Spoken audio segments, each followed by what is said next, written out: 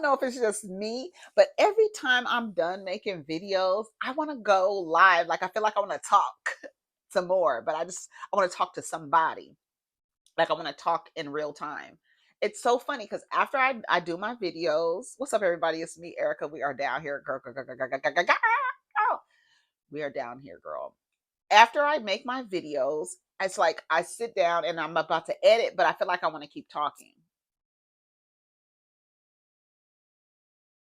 What is up? What's going on? It's me. We are down here, girl. We don't have nothing to talk about. We don't have nothing to talk about. Uh, let me see what's going on. Who in the hell is this? Booty, booty, booty, booty, rocket everywhere. Lil Wayne reveals he's spoken to Kendrick Lamar and wish him the best for his Super Bowl halftime show performance. Oh, good.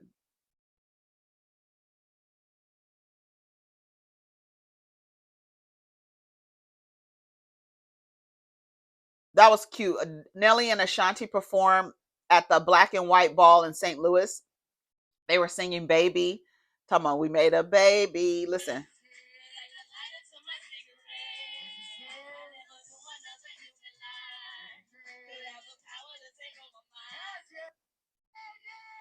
They said, "Baby, baby, baby, baby, baby.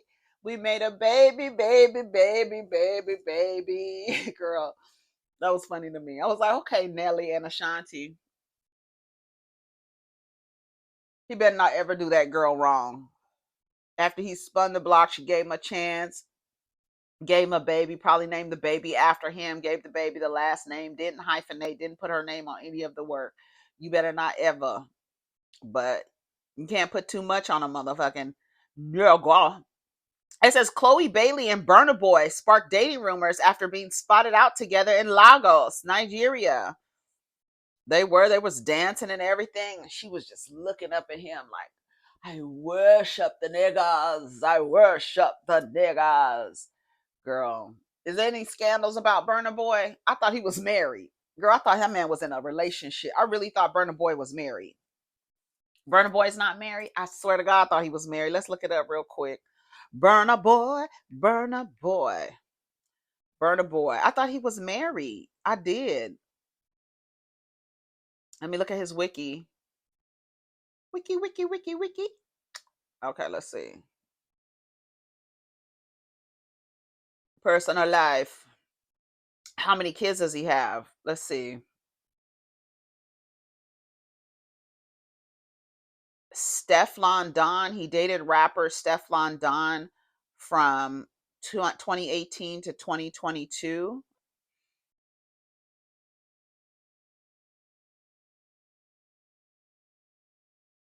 She's a British rapper. Controversies. Feud with Speed Darlington. It's not too much activism. He's an activism. Okay. All right. I don't know. I thought he was married. I'm sorry. Life and career. Let's see. He studied media technology at the University of Sussex from 2008 to 2009. Studied media communications at Oxford Brookes University from 2009 to 2010. He attended, okay, secondary school, okay, before relocating to London, England to further his studies. All right, child. I don't know. I thought he was. It must have been somebody else. Another one. But yeah, Chloe, that's the word on the street. She was all in his face and stuff. They wasn't trying to hide it or nothing. So I mean it is what it is. I hope the experience is a good one for her. So by the time they end it, she don't have any issues out of him, ain't no mess. Don't try to marry him or anything. Just have a good time, girl. Don't get pregnant. Don't I mean unless you want a baby, but if you do, it's your baby. That's all I got for you. That's all I got for you, Chloe. All right, let's see. Jamie Foxx speaks out after being hit with a glass at a party. Okay, we already know about this. Drewski couldn't believe Ray J had his phone font that big.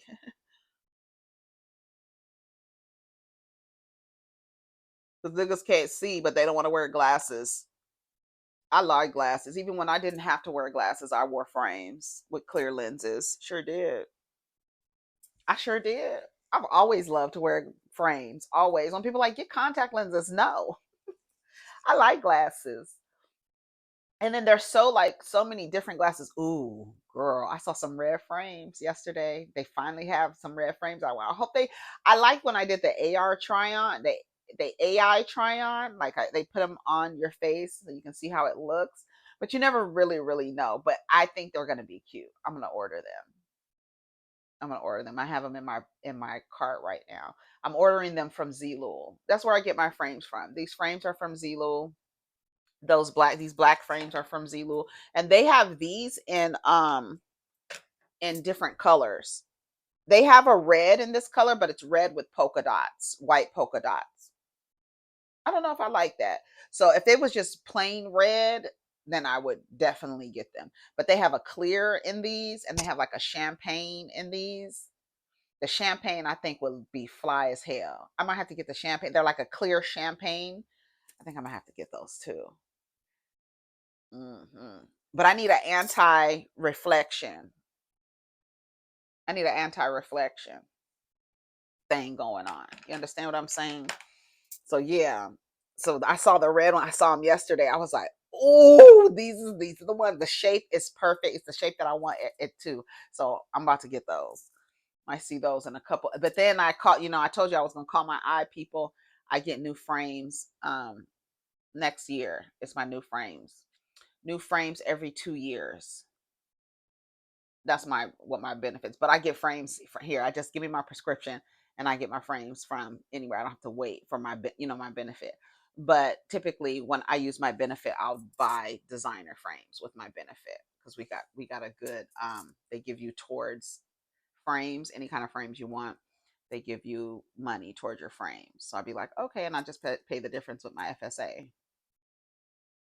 So it is what it is. So it is what it is. So I might get those Ray Bans. Those Ray Bans. We'll see. Because then when I go in, by the time I go in to do my eye exam next year, so I can get my frames, they'll probably have some new designs, some new styles. But I like the thin aviator frame. It's so thin, and when you put it on your face, you like can't feel it. Like they're titanium, so it's very light. Yeah. So, but the red frames, I saw them. I was like, oh, I've been wanting red frames for a while, but I want some mint green frames too. Mint green. But anyways, let's go to the neighborhood talk, girl. Ugh. The neighborhood talk. 28 new posts, they say. All right, let's see. What time is it? Oh, we just started, huh? We ended the other video. Okay. Okay, let's go. All right, let's see. Okay, no. Okay, we already talked about that.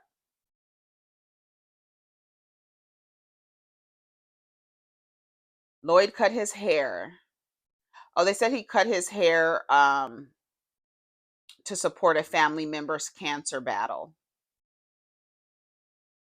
Where's this man's hair? Lloyd, no. Not me wondering why Christopher Maurice Brown singing Lloyd off key. The hair literally made him. Who is this man? I said Breezy, then Eric Billinger. Nope. Where's his hair? I'm devastated. I don't know. I don't know who I thought this was at first, but okay, Lloyd. Let me see. Let me see.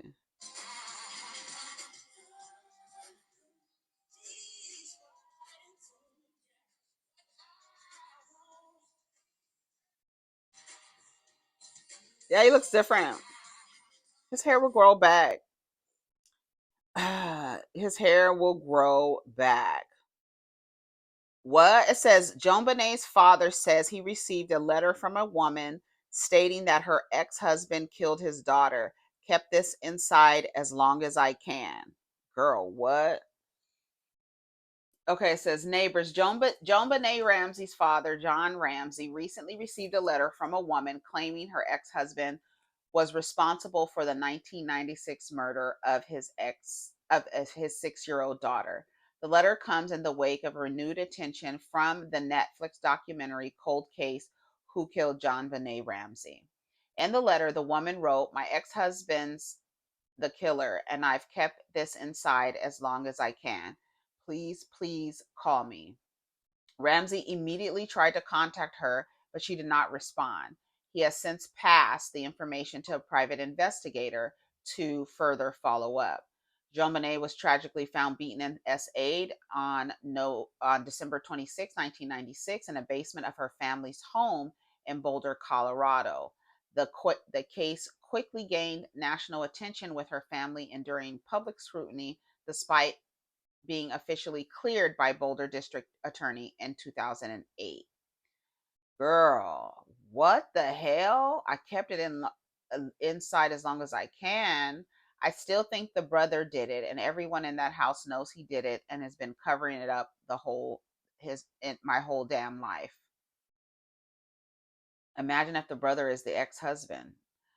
No signs of a break in, found dead in the basement of their own home. The murderer was someone who lived in the house.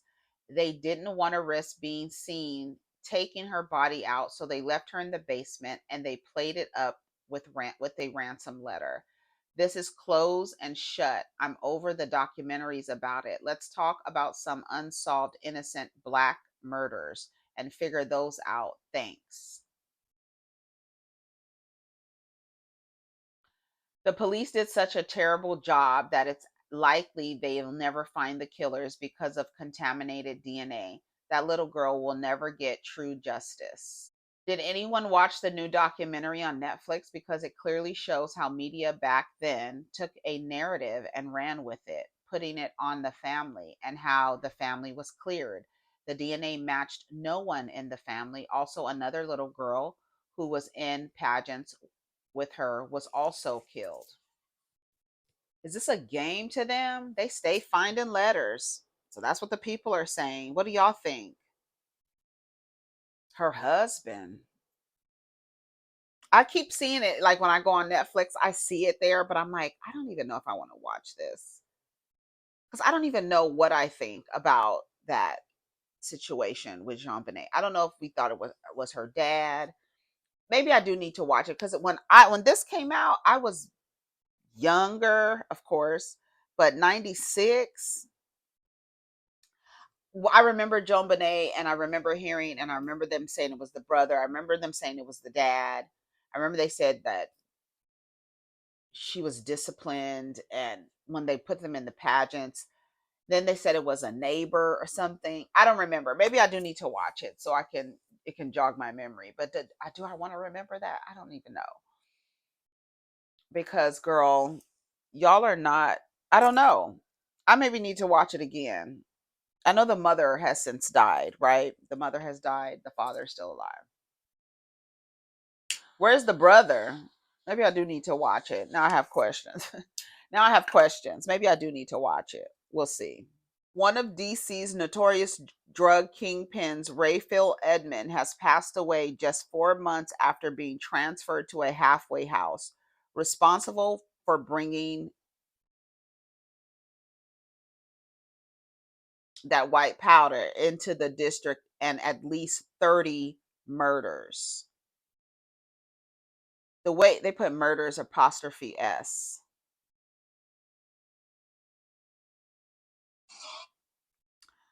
The way we glorify drug dealers got to be studied. Why is this news? He helped destroy hella communities, and for what money? Because he's a black man.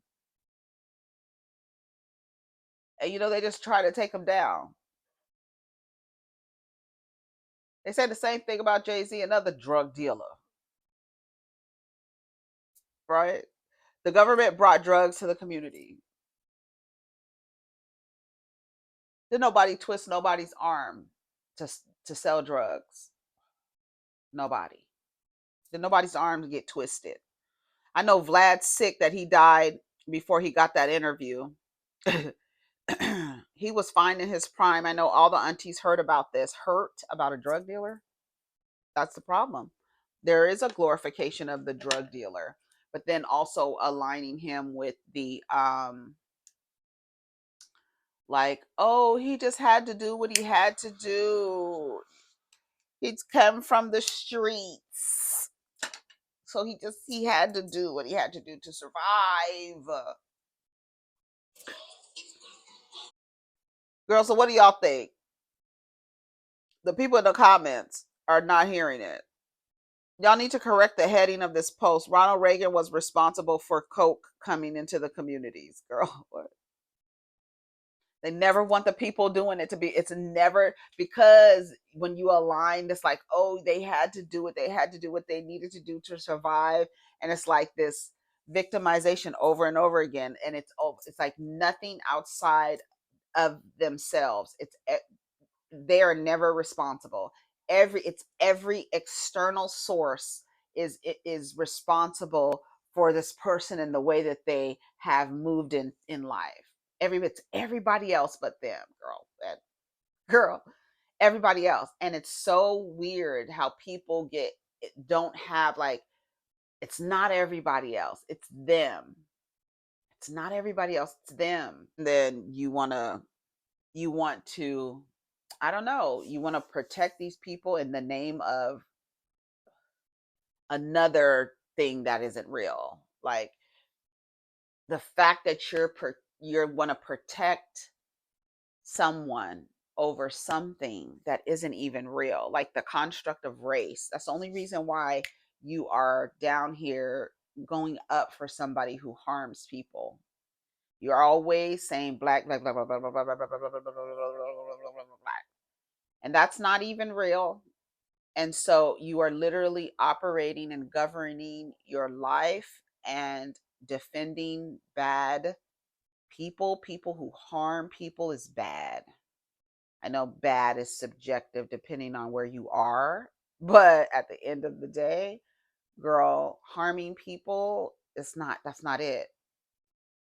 Harming people, bringing drugs into the community, whatever it is. And the fact that y'all always go up for the bad guy. And it's sad. And it's only because he's black. But then it's so weird because I saw something on Twitter where Nikki Giovanni, and somebody posted a clip of Nikki Giovanni and James Baldwin's conversation about relationships, that part that is always played in that part, that piece, and said that how is it that two LGBTQ people are talking about relationships, like heterosexual relationships? Like, how could they have anything to say? What makes them able to speak and they're queer? And I was like, oh, I forgot. Their experience of their so-called race is erased until it's time to stand up for a straight black man. Every time. Always put your race first for them. But when it's for women or queer people, it's like, oh no, that's a woman. I have all these questions. What is it now? What were you saying? I'm not sure I understand what you're saying. It's a queer person, forget about it. As if queer people don't witness and observe and been involved and may have been involved in heterosexual relationships, to the point where you're saying they can't talk about heterosexual relationships because they're not in heterosexual relationships. Oh, I thought that was so weird. I was like, girl, that is so late. But then I was like, I forgot. The only time when they need to weaponize, not even weaponize, utilize your so-called blackness is when it's to protect a straight black man, right? White, male, heterosexual, Christian, right? But just in black. That male identity, right? You got to protect that. But I'm going to utilize blackness to get your help.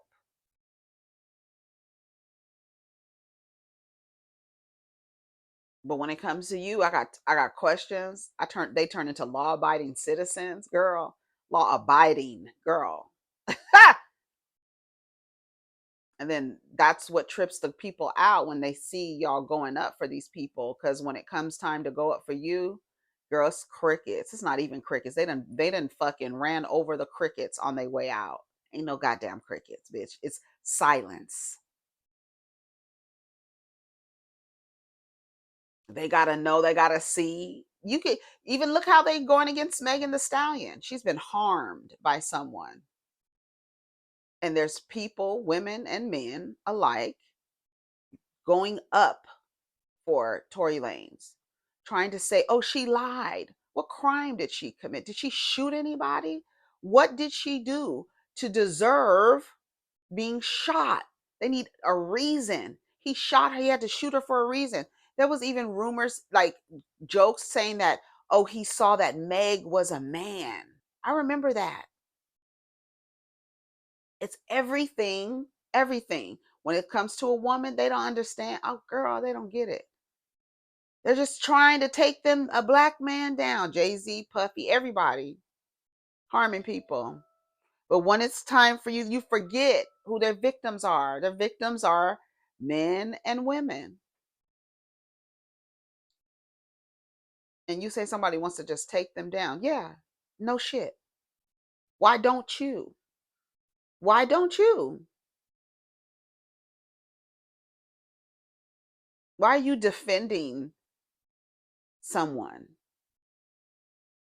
who harmed somebody? In the name of what? What are you doing it for? And when it's time for you, that it's your race first. Oh, only it's your race first when you are male and straight. It's not your race first, because these men who are harming people are harming black women, children, and men, as well as other people.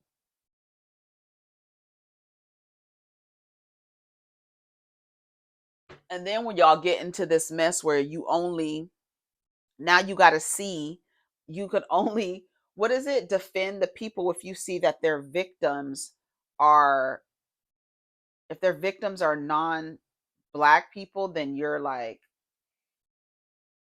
that's none of our business.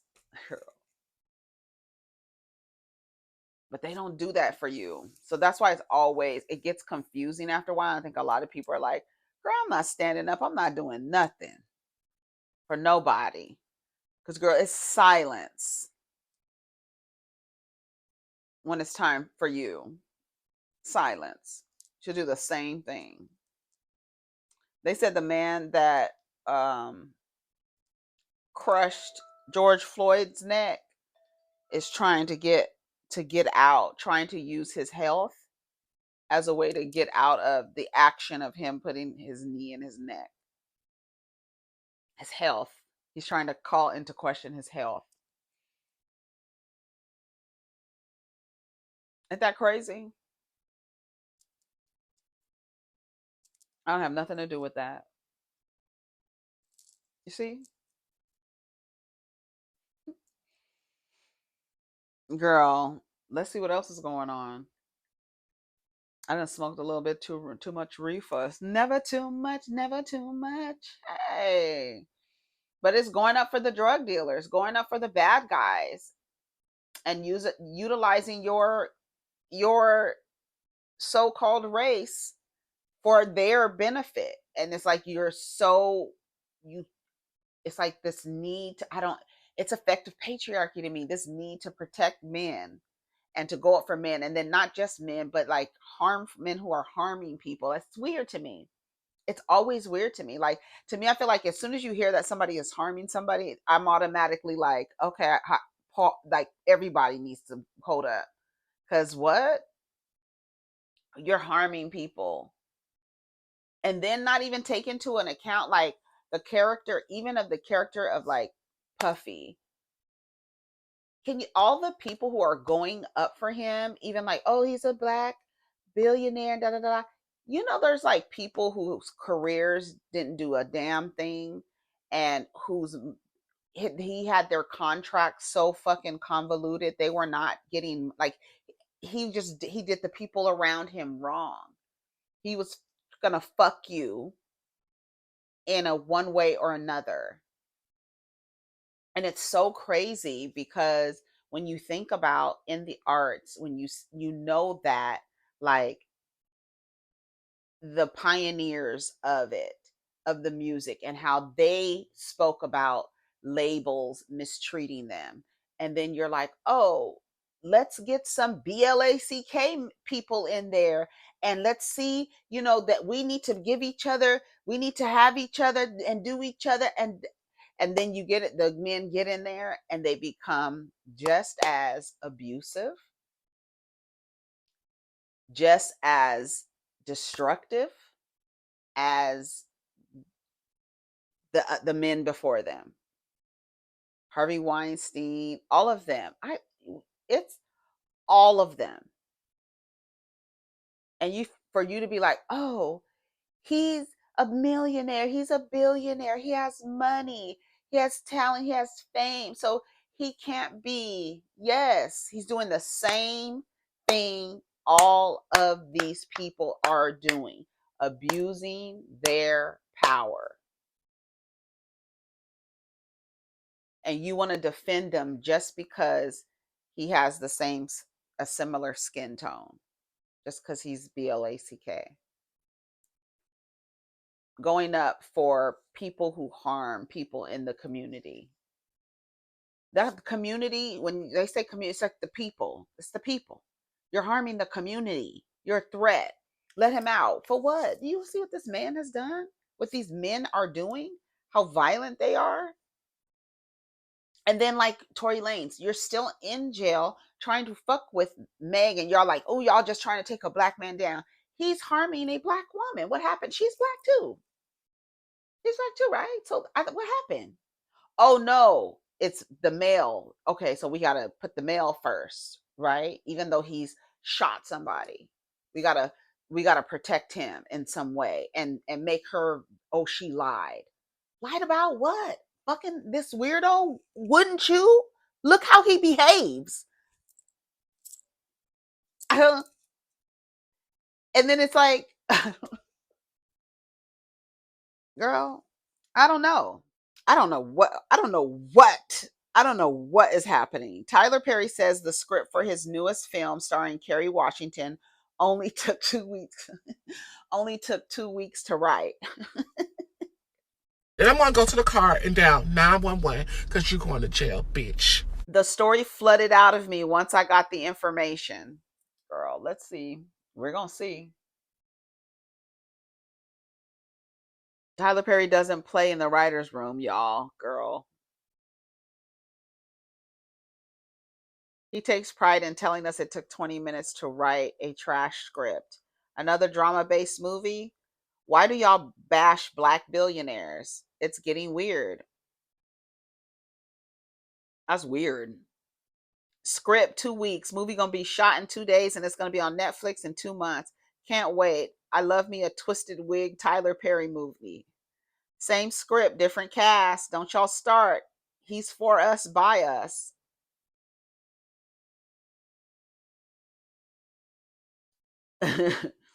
Tyler, I'm gonna touch your hand when I say this. Slow your ass down writing them movies.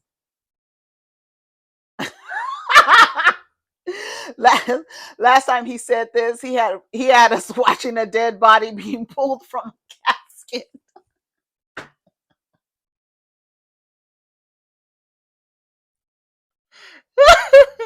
That beginning scene of what was it called? Divorce in Black, girl. That beginning scene, and they took that man out of. It was so.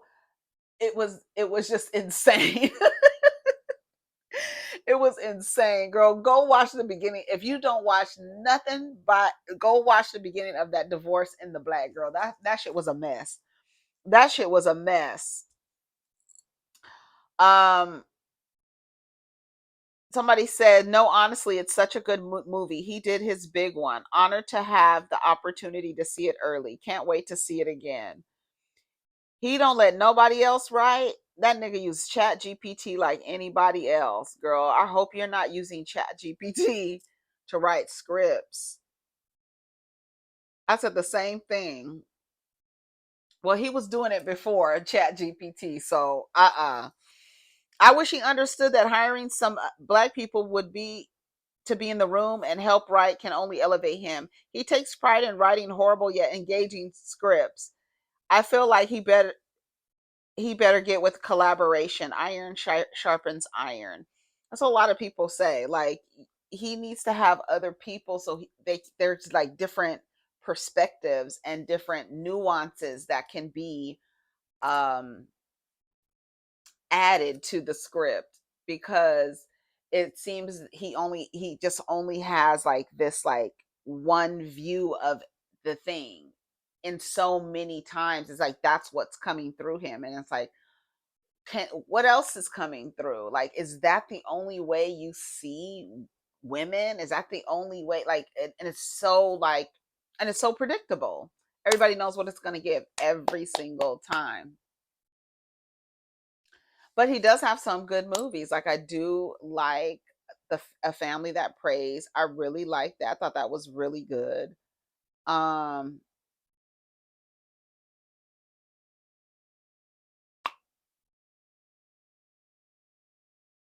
that's pretty much it for me. I love The Family That Prays. I got to think of the other ones. I can't think right now.